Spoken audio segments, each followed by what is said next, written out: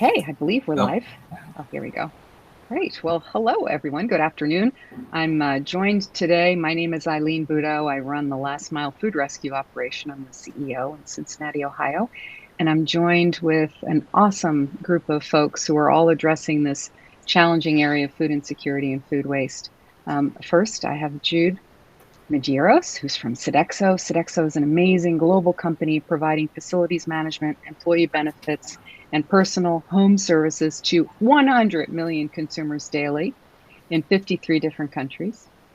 Robert Lee is the CEO and co-founder. Give us a wave when I'm announcing you.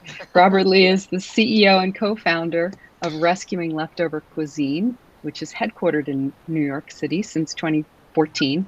And you've rescued over 7 million pounds of food so far, and interestingly have expanded to 8 additional markets. So congratulations on that. And then finally, Matt. Matt is the founder and CEO of Rethink Food, a really cool organization.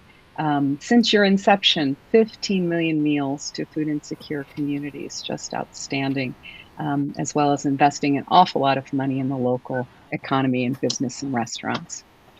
So, Pat, if you can pull up the slide deck for me, I want to just kind of highlight a couple of shocking statistics. If we go to the next slide, we've all heard this concept of 40% of our food produced is wasted. That number gets thrown around an awful lot.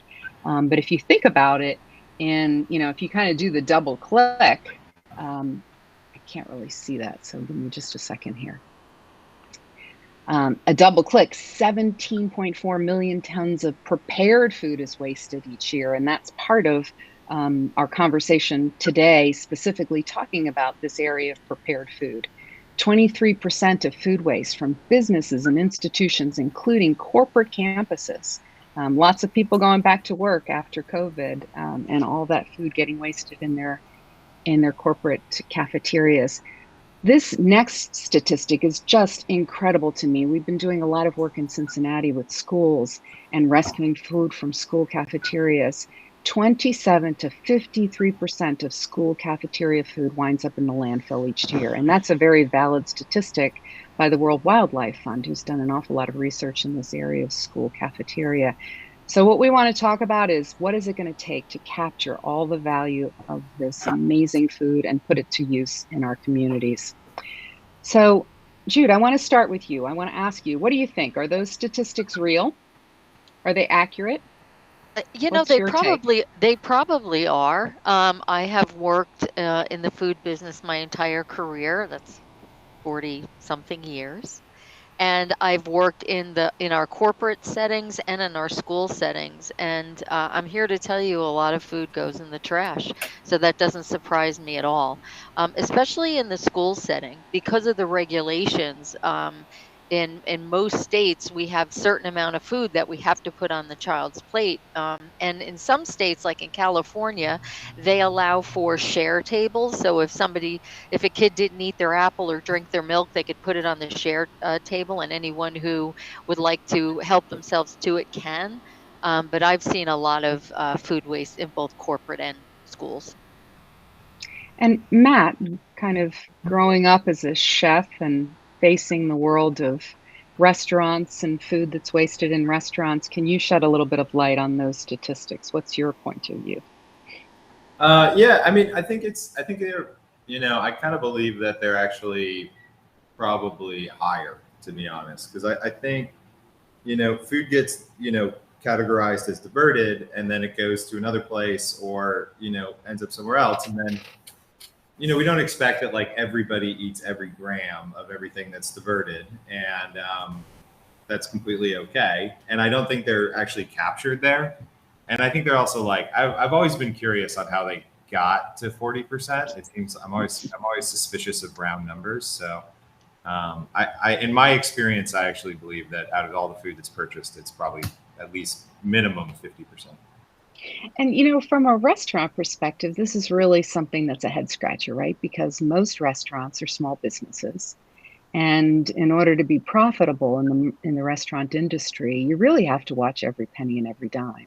So what do you suppose causes all that waste in restaurants? mean, a lot of restaurateurs that I talk to say, "Oh, we order really tightly." So is it an ordering challenge? Is it an inability to predict what consumers are coming in your doors? What is it in restaurants that drives that amount of waste? It's part of production in general. Like if you're gonna, and it really, it's like there are certain restaurants, and I think kind of a la carte restaurants are really good at it. And they can use like this part of this thing, and they try to be, and they are like ultimately very efficient. But what happens? We separate restaurants into two categories. There's pre-production restaurants, and then there's a la carte restaurants. But for a restaurant where you have food and steam tables, like for people to go eat, like soul food restaurants are traditionally set up that way. You automatically, no matter what, are going to have any buffet is going to, in any way, shape, or form, is going to yield it. But yeah, I think restaurateurs do a good job of being really tight. And then also there's some volatility in, if it rains outside, people don't show up and that kind of stuff. But small business owners are usually pretty savvy about it. Mm-hmm. Yeah. Some of what I've heard from caterers is that minimum order quantities sometimes get in the way. So you'll have a minimum order quantity of a particular ingredient that you need for your recipe. And unless you come up with a creative way to use what remains the next day or the day after, you're then faced with that kind of waste as well. Yeah. Hey, Robert, how about you?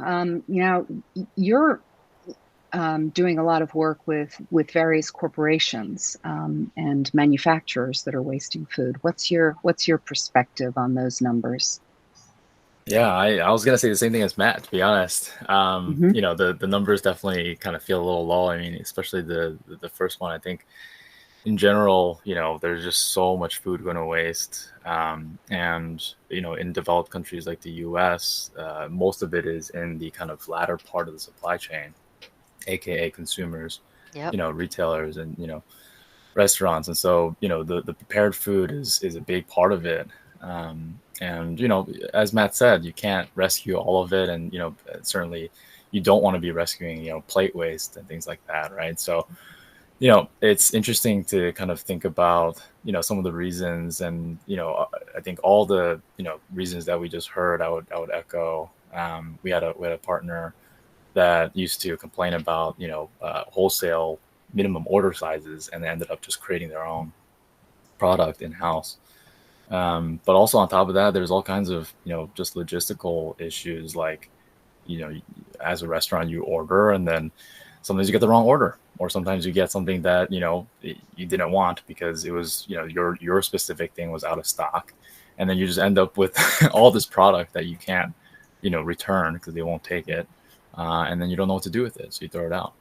And the volume that restaurants do is just so high that even an efficient restaurant, let's say they're only wasting like 1% of the inventory they get, it's quite a lot because they're just doing so many meals.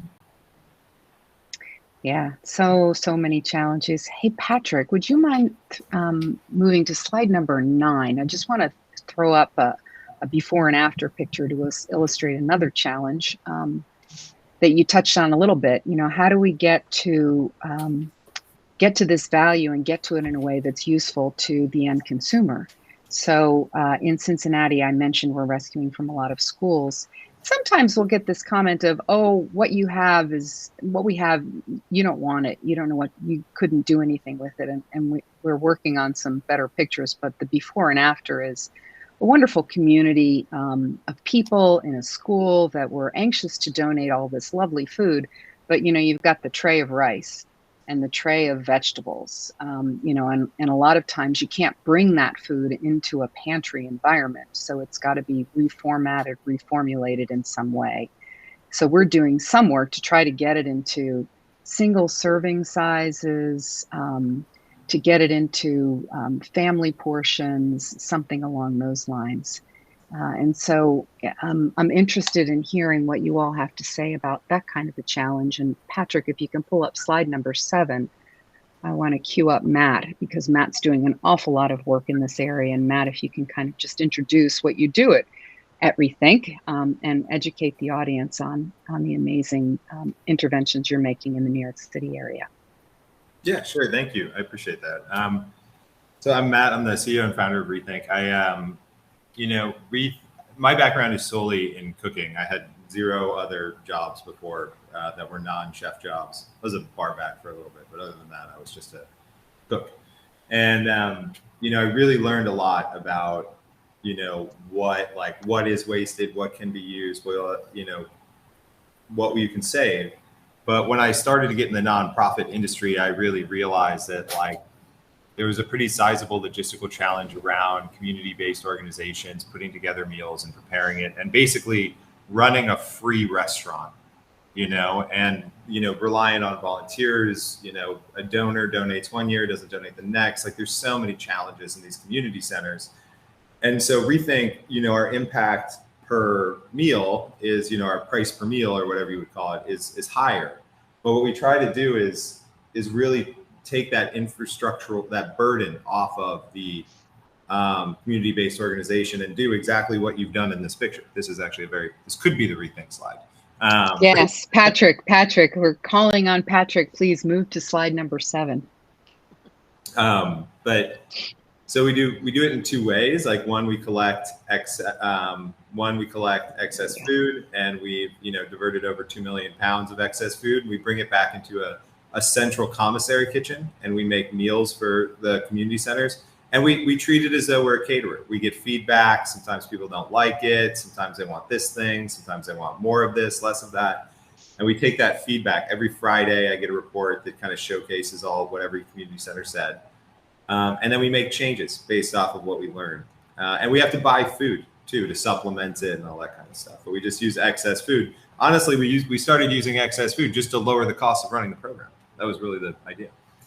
And then, during COVID, we pivoted a little bit to focus on, well, if we're driving a truck to pick up food from a restaurant, driving it back to our commissary kitchen, making stuff, and then bringing it to a community center, why don't we just give the restaurant the money that we would have spent doing that and allow them to cook their own meals and make their own, make what they like, and then work directly with the community center to try to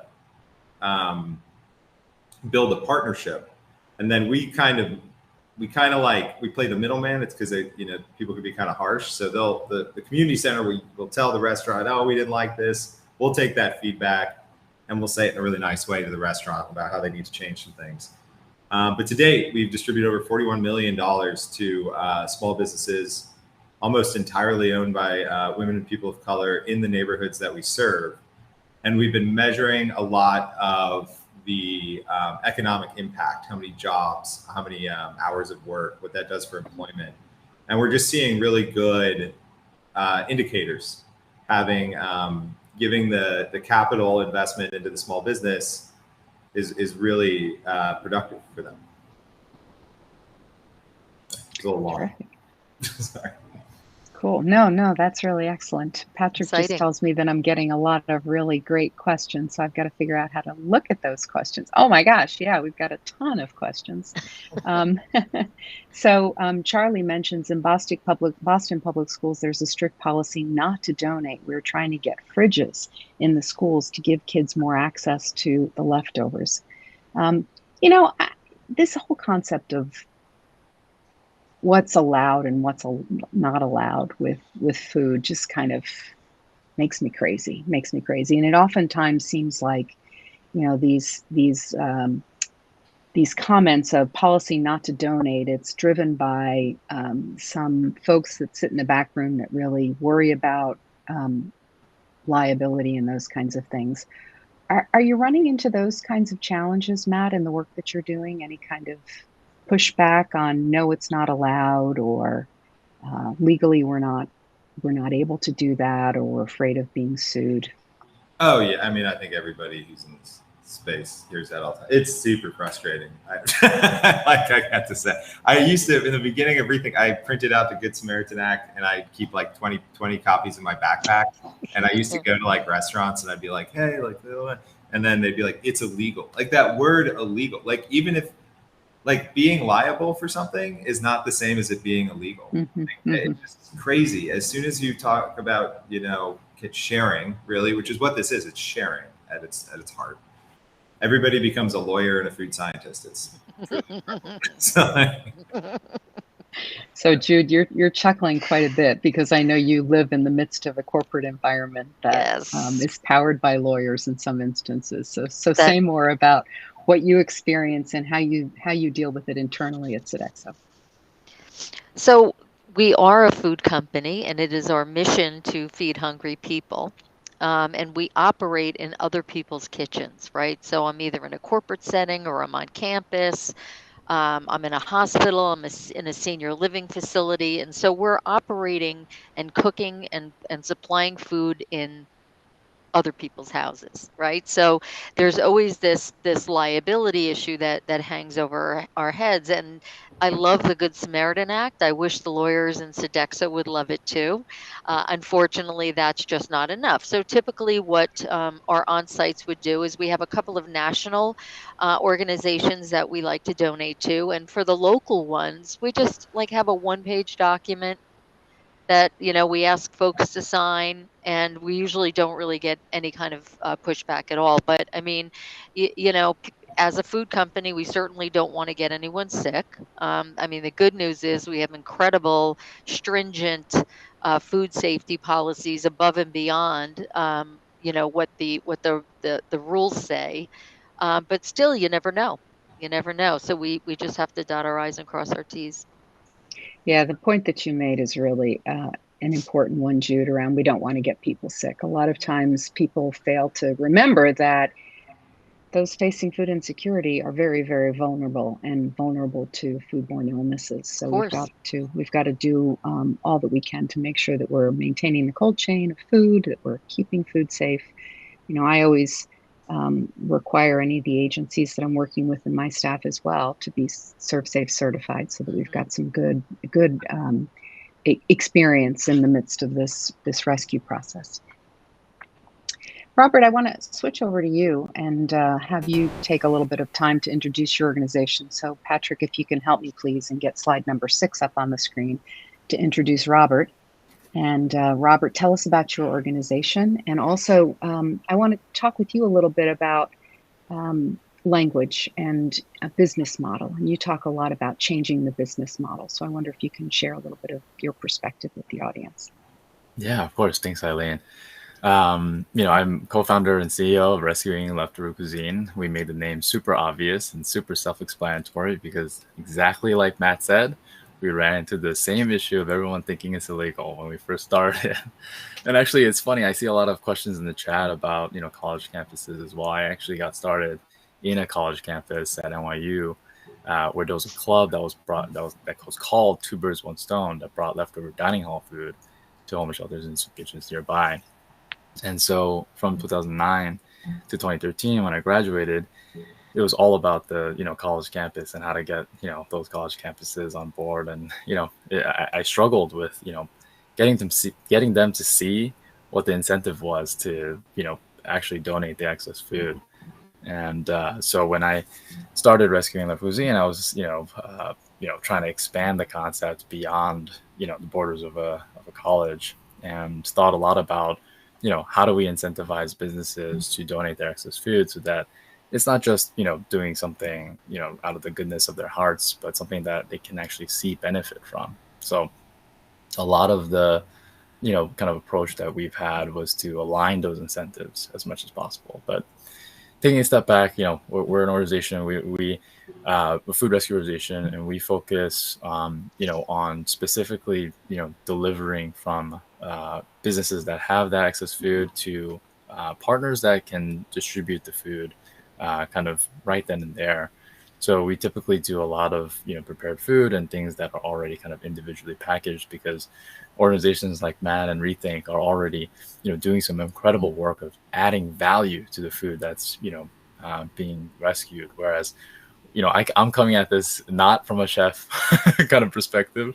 And so we're kind of thinking of this more as a logistics challenge, a transportation challenge, and how do we, create a business model around, ensuring that we can transport that food so that it goes directly, to people.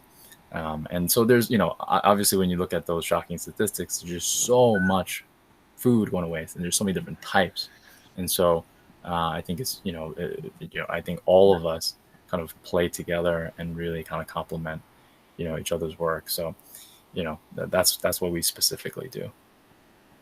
And so speak a little bit, Robert, to the question of charging for rescued food.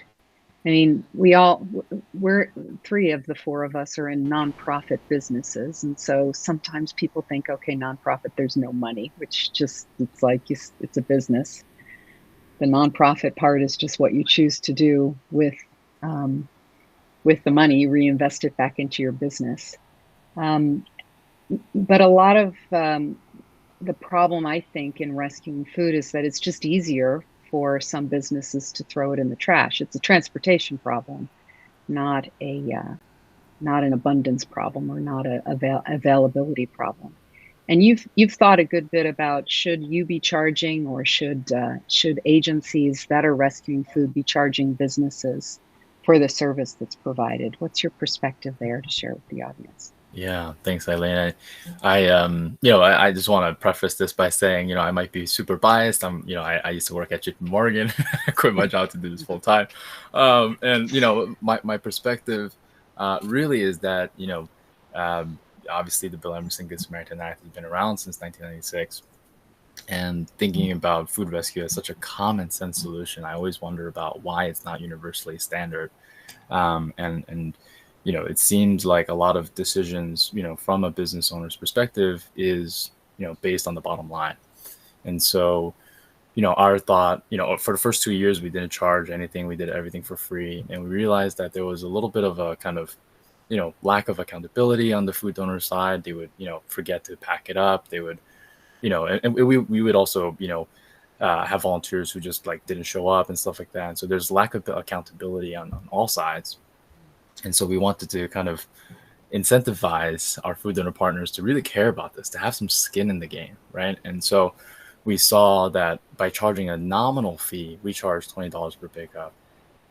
It allowed the restaurants to take it seriously, to actually train their staff to actually, package the food every single time that they knew that we were coming by.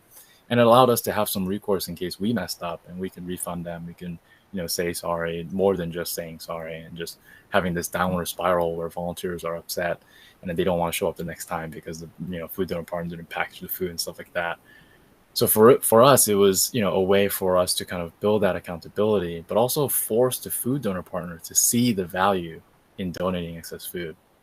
So even if they don't do it with RLC, they can see that they can get enhanced tax deductions, although that's a whole can of worms where it's, extremely complicated and the calculations, kind of ridiculous. But also if, they can reduce their food disposal costs, right? They have less to throw out, right? And so there's bottom line impacts that we can have that essentially allow those business owners to see the monetary value, not just the, kind of moral value of engaging in this work. And so we see that as kind of the primary kind of, incentive model that allows, organic growth in food rescue. Yeah, I really appreciate that, Robert. And I think that we're almost on the tipping point of this whole issue of charging for food. There's so many rescue organizations that are out there doing this work for free to the donor.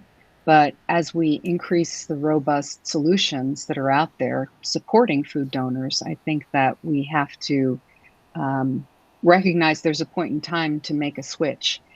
And Jude, I'm wondering if you can talk about this a little bit, because certainly there's tremendous value to you, to Sodexo. I would imagine Robert's point on the tax incentives and the tax advantage is, I've seen the tax return of a very small donor in my community, relatively small compared to the size of the Sodexo operation. So yes, the tax advantages and the reduction of waste, it's a very, very important financial question. So let's put the pictures up full screen for a moment, Patrick, if you don't mind, so we can see Jude, and then we'll bring up your slides later. With my son behind my head, I'm apologizing in advance. Yes, the halo. So no, you bring up a really interesting point, right? And some of the sites that recover food for our on-site restaurants, some of them are very big, right? And some of them could afford paying a fee. Some probably couldn't. I believe it or not, our margins are small in most of our sites. But there's there are already some added costs for the site, right? Most of the organizations that we try to support don't provide transportation, so we're dropping off the food. They don't provide containers, to-go containers or anything, right? So we're making that investment. So I think, but on the same token, I know that we have several sites that actually partner with the larger organizations that do charge, and some of them charge quite a bit. And for the most part, in those sites where the charges are larger, typically it is not a profit and loss account for Sodexo. Typically, it's more of a fee account. The client pays the bills, right, and they're making this investment and they're getting the tax reduction. Now, I'm not going to tell you that our Sodexo Stop Hunger Foundation, obviously we donate a lot of food and keep track of that, the work that we do through our foundation very closely. And I'm sure there are plenty of tax incentives that we take advantage of. But for the day-to-day rescuing that we're doing, I don't think that the tax implementation, oh boy, the tax incentives, because my mind's not working, the tax incentives, really aren't that big of a deal. And to pay a nominal fee, especially if we were getting something back like a pickup or containers, I'm sure the site wouldn't mind. But in most cases, as I mentioned earlier, we're kind of investing in donating our food already. Yeah, absolutely. There's certainly the Stop Hunger Foundation at Sodexo. I work in Cincinnati, the headquarters of Kroger, and we've got the Zero Hunger, Zero Waste Foundation, and these organizations are making tremendous investments in the community and making sure that they're, being seen as a good corporate citizen. Matt, I know in New York, one of the things we talked about the other day was the tremendous support you're getting from your local government. So maybe you can just talk a little bit about what's happening for you in this space. Yeah, we that we're helping out with some of the issues that we have that are going on in the city right now, and we're trying to. We have a lot of new residents, and we're doing our best to support them, and it's been great, and to get the restaurant network involved.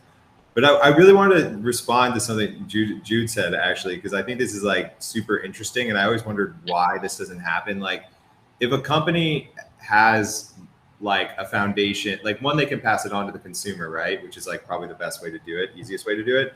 Or two, like, if they have a foundation, like, why don't they just use the money from the foundation to pay themselves to pack it up and make it nice, and then to pay Robert to do it? Like, the experts should be doing the thing. Because the biggest thing I always hear from, and maybe Sodexo is is not the best example for this scenario, but I'm thinking more of like a big bank. Like, they have these giant foundations, and I never understood why they just didn't pay themselves. If the issue is labor and they have these corporate cafeterias, then why don't they just pay themselves to do it out of their foundation? The metrics are all the same. I know the question was meant for Jude, but I'm also going to jump in. I'm so sorry. We all do. It's kind of in business. There's horizontal integration and there's vertical integration, right? And what Matt's talking about is the vertical kind of, doing kind of a business model outside of what they normally do, right? And so, to me, it comes back down to incentive. Like, there's just no incentive for them to do that. And there are some foundations that are not allowed to, for example, use their funds for like their own company's products, right? Like, so like a PepsiCo foundation can't use that money to like buy Pepsi or something like that. So that makes I know that has, because I had the same thought as you, man. And I was like, why can't they just do it? There's a pet store. There's a pet store. I can't remember what it is, but it's like a brand, and they have a foundation. And what they do is, like, you donate at the register, and then they take the money and they use it to buy the stuff that's like about to expire, and like all the toys and all that stuff from themselves at the best price. That's crazy. And then they give it to all these shelters. So the shelters. I don't know if that's allowed. I don't know if you can buy. I don't know if you could self-service. I don't know. It's like, this was a big argument I think happened in COVID, is like, a nonprofit giving cash to a for-profit business. And everybody in the beginning of this model was like, that's crazy. You can't give 11 Madison Park in, Little Tong, Yeah. money. I remember that. Yeah. Yeah, but you can. There's no. I mean, Yeah, we're totally. businesses buy Yeah, stuff exactly. all the time. So B2B. exactly. So I was like, it never. And anyway, so I'm a huge fan of that model. I know it sounds crazy, but the pets get the best product because the expert is the pet store. Yeah. So we should 100%. be paying the expert to do the thing. Like I don't know. I And never. they would be the most efficient at it too. Yeah, 100%. Yeah. Sorry to interrupt. Yeah. Supply chains, all that stuff. Anyway. No, not at all. I will say I'm going to take that question back to the executive director of our Stop Hunger Foundation because I don't know, but now you got me thinking. Yeah, you're the best person to do this job. Yeah.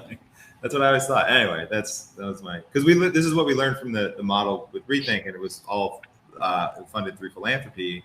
Is when we scaled, and New York is so diverse, and we were providing these meals for community centers, and Chinatown was a big learning experience for us because the population, was so specific, and so we were like, well, who's the best at making Chinese food? And we're like, Chinese restaurants, and it was like, and it was very simple, and I miss New York Chinese food. I wonder how many cities, it might be interesting, for the folks that are listening in on the discussion, in your city, do you have the kind of model that Matt's created in New York? I know there's one in Minneapolis because I visited when I was here at the ReFed conference a couple of years ago. And by the way, there were a couple of questions at the early part of the chat about where did the stats come from. The stats came from two spots. One was ReFed and their engine, and then the other is the World Wildlife Fund. Yeah, stats all over the place, right? But that's where they came from. So if anybody has this kind of solution in their city, if they can just pop it into the chat, it would be interesting to know that. Yeah. I want to shift the conversation just a little bit to language. And there's a comment that was made around devaluing food. So let me see if I can find it in here. Here, Alex Wong mentions, we've seen situations where would-be donors are afraid that giving away their food devalues it. So they are adamant about that their branding is not visible on donated foods or resistant to donating at all. I was working with a country club that was the country club that shall not be named because some of the food that we were receiving was just such amazing food, beautiful steaks and the particular celebrations during the year and the food that we would be rescuing, and how wonderful it was to bring it to, various folks that are in halfway homes or, just facing all sorts of challenges. But this concept of not wanting their name on it is just really, really odd. And I think it gets to the point that you were talking about, Matt, around naming conventions, and we call it wasted food, and we talk about it going into the trash. And the concept of how it's packaged. There are a couple of donors that I just won't work with if they're going to put their food in big old trash bags, because that doesn't send the right signal to their employees. And certainly we don't want to be feeding trash to people. That's just totally inappropriate. So this concept of language certainly needs to be addressed. But I'm wondering, Matt, if you can talk to both the point of language, but also this concept of devaluation with names on food. Yeah, I think there's like a real risk. I actually agree. I didn't when I first got that excuse, but over time I've learned that it's actually quite challenging. But it can go the other way. We've been in situations where we've made a lot of food in a community, and it's hurt the small business community because people just go to the thing and they don't do that, and that's challenging.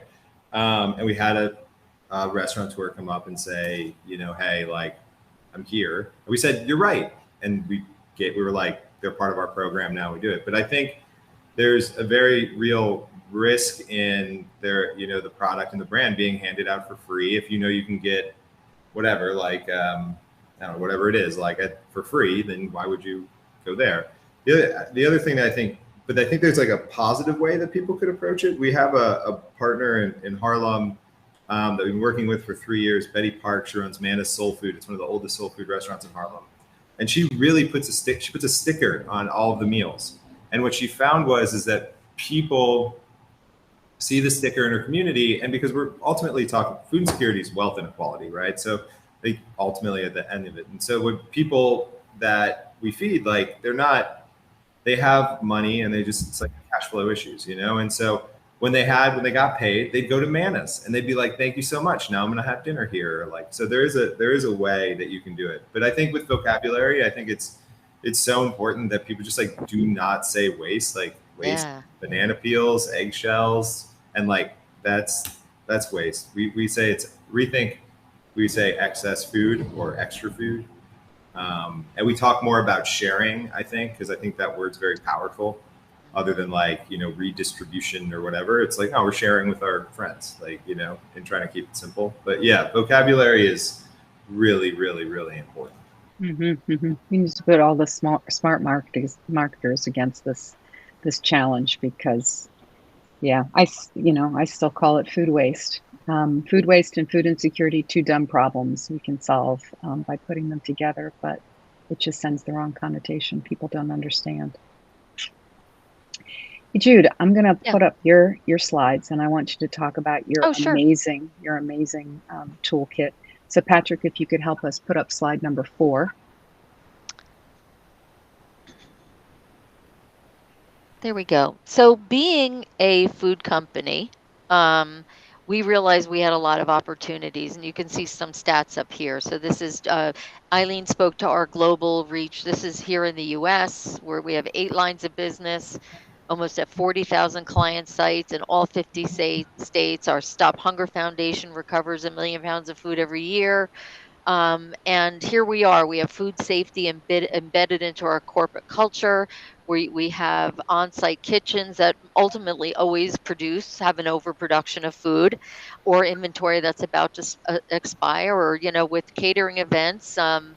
We all know that, you know, the event person is planning it for 100, but it's really 80, and then the food service company is like, we better make for 120, right? Because we don't want to run out. So we always have those kinds of things. And so we put our heads together and we said, we really should be donating more, rescuing and recovering more food. How can we do that, right? And so what we decided to do, if you want to go to the next slide, was create a food recovery toolkit, because we had a lot of people who were, gosh, how do I do this? Where do I start? How do I even talk to my client about this? What are the legalities of it? So this is an internal facing toolkit that really has helped us to shut down some of the excuses around not understanding and not sure how to, and I'm nervous. And we put together this great guide. So it's very internal focusing. It's got a lot of our approved templates and Sodexo guidelines and everything that we do internally. But the funny thing is I started talking about this toolkit. I'm on several organizations that have outside of Sodexo, and many of them include our competitors in these different groups that I'm on, because we're all talking about food waste and food recovery. It's a universal problem. And so, interestingly enough, people were saying to me, can you share this toolkit? This is great. And we're like, well, it's kind of proprietary to Sodexo, but what we did do was we de-Sodexoized it, right? And we put together something that we call the Food Donation Guide. And the guide is something that we've shared externally. We launched it at Refed, Eileen, right? When you were there, we launched the toolkit. We've given it, Compass Canteen, Bon Appetit, Aramark, they all have it. Because the ultimate goal is to help people in need, help food insecure people eat, right? And so we're very proud of that work. And I do believe we're going to put that guide in chat today or somewhere today, so everyone on this call can have access to it. My ask would be to please share it with folks that you know who want to recover food and aren't sure where to start. Or want to check on certain rules and regulations in their state or certain requirements. It's an excellent tool. So thanks for letting me talk about that, Eileen. I really appreciate that. Yeah, it's really an excellent tool. And I really applaud Sodexo for de-Sodexoizing it, but still I would say put your stamp on it, because we need companies like Sodexo to take the lead. I'm trying to convince our friends at Kroger they've got an awesome zero hunger, zero waste guideline that all of their stores participate in and follow. And it basically provides detailed instructions on what's allowed to be donated, how should it be packaged, and it goes department by department, and it's phenomenal. And then, we start working with some Hispanic or independent grocers, and they don't know where to get started. So why not just publish these kinds of tools? I appreciate the fact that I can take this and talk to the various caterers in Cincinnati and let them know that this is a very easy process, and it's not easy. Let me take that back. But if you want to do it, there's a way to do it. And here somebody took the complexity out of it.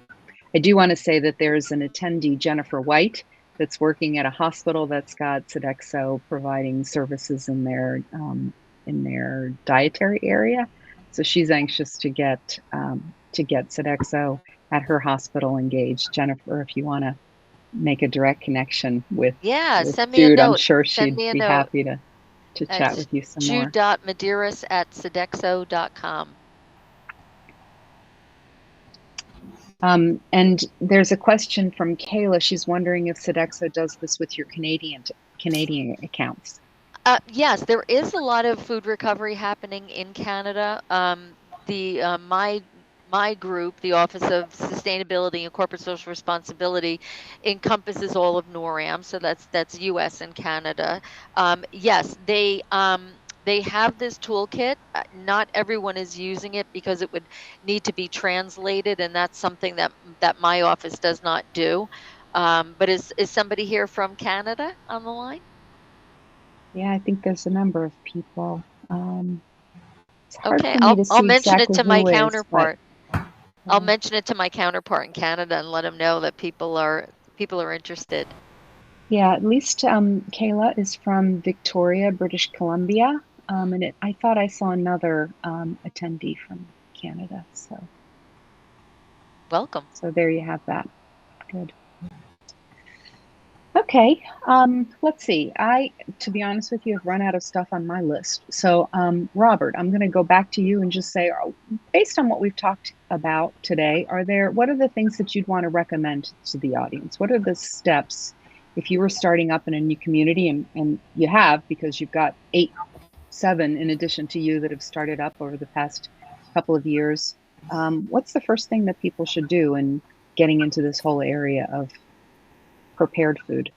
Sure. Yeah. I mean, when we started in 2013, and we're just looking around to see what had already existed, we reached out to the existing organizations, City Harvest and Food Bank in New York, and just kind of collected as much information as possible. And I think that's kind of the first step in general, just kind of doing market research and getting a sense of what the current situation is. And we specifically got started because there was a minimum pound requirement where bringing trucks into the city and picking up like 50 pounds of food makes no sense with all the parking tickets and all that. And so we specifically created a crowdsourced model so that volunteers can help fill the gap and really contribute, and that way we can pass the larger partners off, and we can get the smaller partners too, and create this ecosystem of food rescues that kind of work together. I hope to continue to do that, and I think as we've expanded, there are different gaps in different areas and areas that we can help in, and so I would say that's the very first kind of step, and just getting to learn and know what currently exists. Good, thank you. Matt, how about you? Any specific advice that you've got for the audience? If you're trying to do this or do this, just get involved with something. I think that there has been such an incredible. I don't want to lie. Since I remember when I met you, Robert. We were taught, and it was pre-COVID. 2018, 2017, or something like that. Yeah, something like that. It's been a while. It's crazy. And there's so much great momentum. Dexos, so much toolkits, and people are really into it. And there's a lot of people. So I think with a little searching, you can probably find somebody or some community to just get involved with. Even if it's a local community center that you're just going to be the designated, go pick up the excess food from the grocery store. on Saturday afternoons. Like it's at this point, it's a lot easier to get involved than 6-7 years ago. Yep, very, very true. Jude, there are a lot of people they're asking for you to reshare your email address, and sure. also several people from Canada on the line. Oh, Leftover good. Foundations operates in Winnipeg, Manitoba, and Alberta. Oh gosh, I love it. Did you have a slide with all our info on it, Eileen? I thought there might be It one was in slide there. number 5. Yeah, slide number 5. Why don't we put that up? Mm-hmm. No, the one with all of our introduction. Oh, slide number 4. Yeah, I think that There might have everybody's stuff on it.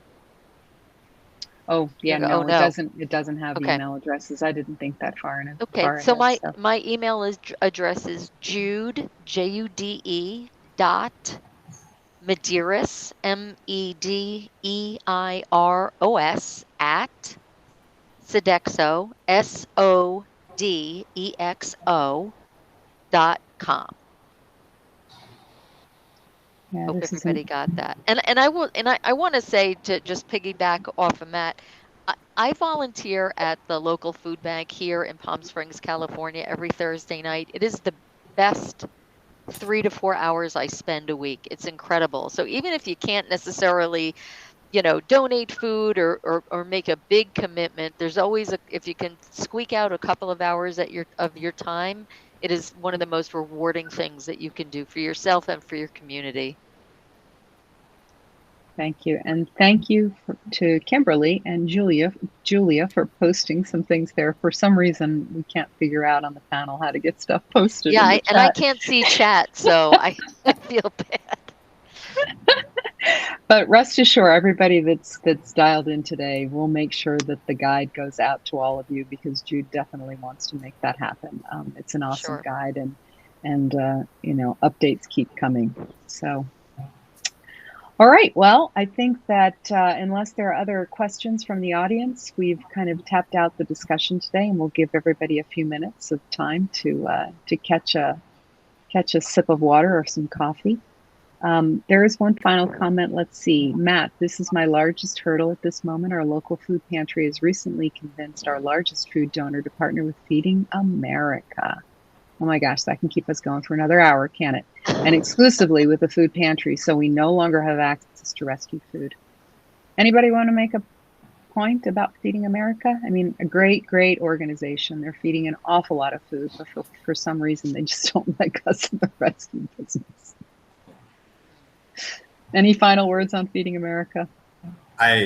It's tough. I've